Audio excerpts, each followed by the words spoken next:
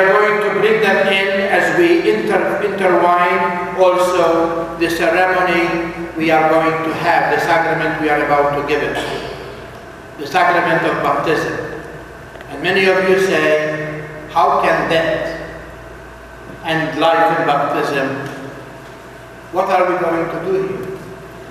Remember that by baptism, the child is going to be brought to the water, and in that water, the child is going to die to himself, to be given to Christ, who is going to give him or give her the life of grace. And so we need to die in the waters of baptism to rise from that water to the life of grace. And that life of grace needs to be nurtured in us, as Jesus said to the parents of the little girl after he raised her from the dead. Give her something to eat. After we rise from the waters of baptism, and now we die to the sinfulness and rise to the life of grace, we need to be nurtured by the Eucharistic table.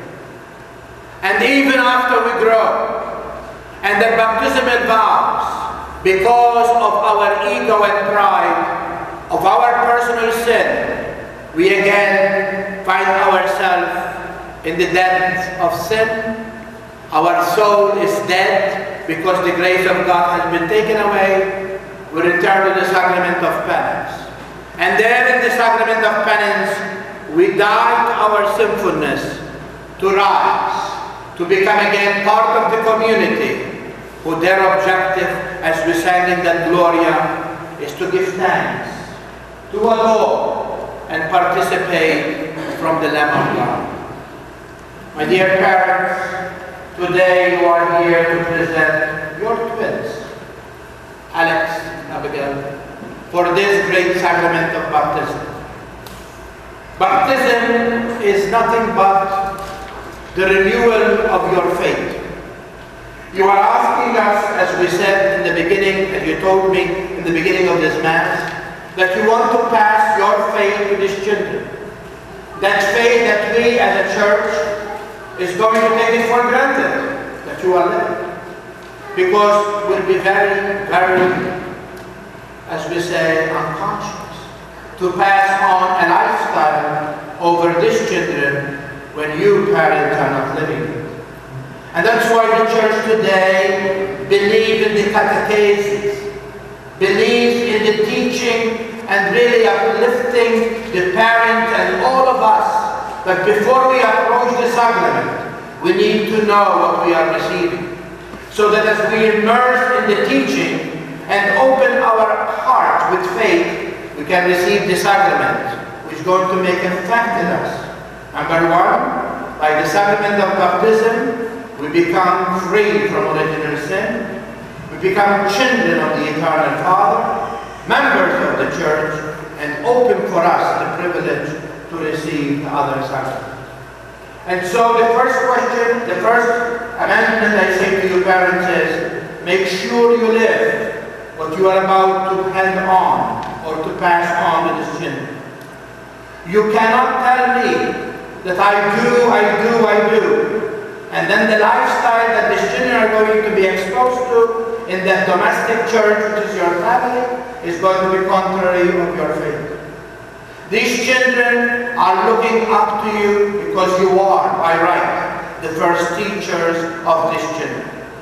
And you are the one who are going to decide for them on spiritual level and even education level what they are going to be achieving by really choosing for them that education and that school that you wish to send them.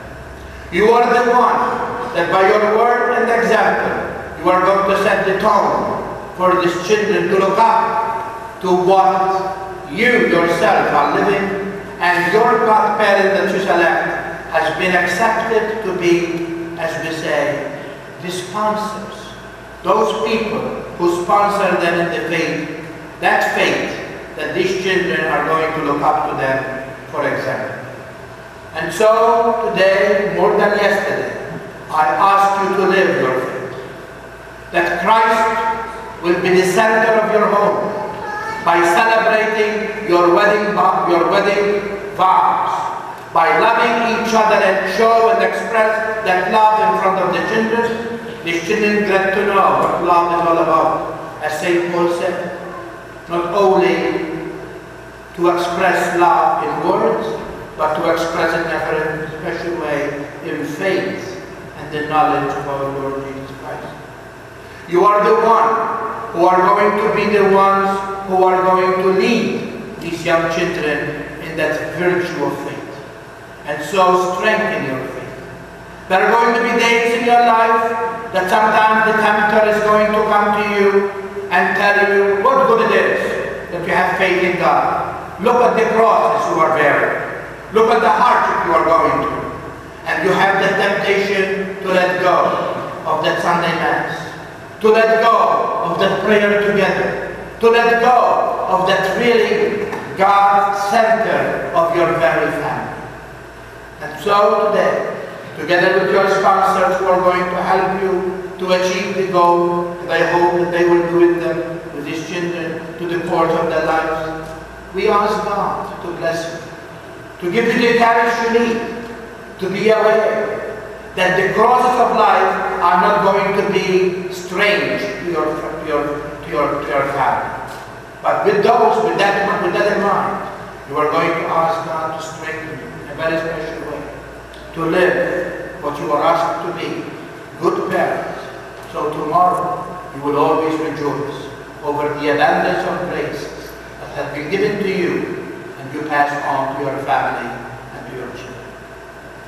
May we be also witness to this faith by living what we are supposed to do, so that as a community who welcome these little children, we live the authenticity of our faith, that faith which is the core of all that we are about. And as we go to the celebration of the Mass, I like really to tell you the quotation that I begin first this sermon with, that God is not the author of death, but it was the envy of the devil that death entered the world. And they who belongs to his company experience it. And that's why we believe that that Christ who died and rose, he did it for me and for you. So in his death, we all die. In his resurrection, we all rise. In the hope that that resurrection of witness will be for us the awaiting of him to come in glory. So his glory will be yours and mine for all eternity. God bless you.